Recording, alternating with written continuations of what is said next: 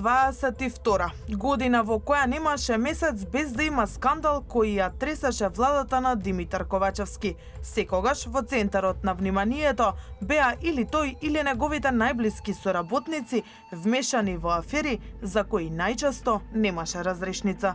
Зошто не нудите решение? Сега ќе ви одговорам. Гледам дека вие цело време поставувате прашања во исти тон и начин на поставување и тоа е добро. И тоа е добро. Прво ќе ви кажам како ќе функционираме. Како до сега. Последната за која јавноста чека епилог е она со издавањето државјанство на контроверзниот украинец Олександар Онишченко. Се работи за една алка во тој систем која што направила голем пропуск. По сето ова Виктор Димовски си ги пакува куферите, но за да замине во Париз како амбасадор. Токму дипломатијата ја погодија најмногу земјотреси. Владините одлуки те Ута Арифи да биде амбасадор по изгледа каде било беа одбиени од 3 места: Брисел, Њујорк и Анкара. Друштво и прави и Любомир Фрчковски, кој беше одбиен од Соединетите Американски држави за македонски амбасадор во Вашингтон, па владата реши да го пресели во Њујорк во Обединетите нации. И намерата водителката без мира Јупи да стане конзулка предизвика бура реакции во јавноста, а беше причина и за мала нервоза кај владиниот пиар. Отворената седница на владата немаше точка со ова кадровско решение. Нервозни беа и сегашниот и поранешниот министер за надворешни.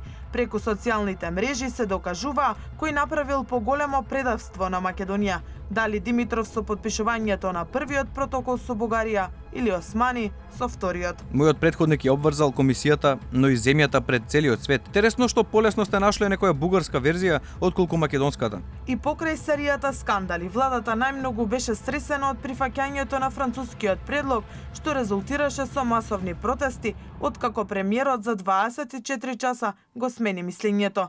Во Брисел кажа категорично не, а потоа во Скопје рече да.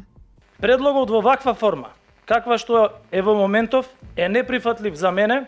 Позицијата во која денес се наоѓаме е далеку поповолна за нас. А веројатно најнервозен беше спикерот Џафери, па удри по обичните работници.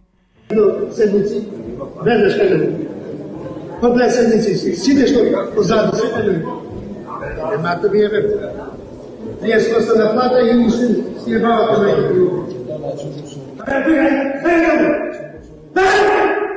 Но за синот немаше грижи, бидејќи тој пред да дипломира си положил правосуден испит и ќе заврши на академијата, па ќе биде судија или обвинител. После Драги Рашковски и неговиот наследник во Генералниот секретаријат Мухамед Зекири заврши на обвинителна клупа. Зекири се товари за проневера на 1,5 милион евра. Секире, зошто ги склучивте договорите во јавна носа? Дали мислите дека ќе ви одредат притвор? Кога ќе ви бегате?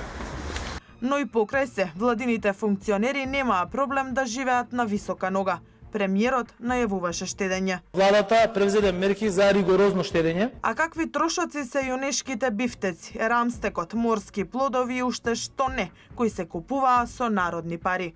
Свежа замрзната риба, морски плодови во целост согласно со техничката спецификација. Ама затоа за граѓаните морски производи или ајкула или делфин, кит и така натаму и други многу производи, но овие се поатипични.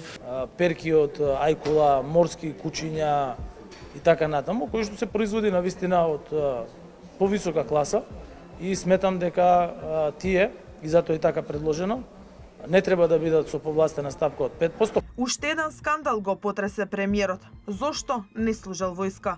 Јас кога завршив со студиите, потоа се запишав на магистарски студии. Ниту сум бил првиот, ниту последниот таков случај базиран на објективна медицинска состојба. Контрадикторните одговори никогаш не добија разврска. Димитар Ковачевски не бил способен за војска, но е и повеќе од способен за бизнис. Неговото решение за економски напредок и на Македонија и на неговото семејство е сите да произведуваме струја. Секој граѓанин може да инвестира своји сопствени средства, како што таа има инвестирано своји сопствени средства. И сето тоа е пријавено во сите надлежни институции, во антикорупцијска комисија, со сите податоци, сите детали и сите тие податоци се јавно достапни, така да немам што повеќе да ви додам. Освен за сопругата, премиерот тешко се одделува и од кумот, па така преку државната каса му помогнал со субвенции од 203.000 евра, за што обвини опозицијата, а Ковачевски постојано демантираше дека има било каква вмешаност. Никогаш не се случило, освен еднаш и сега втор пат,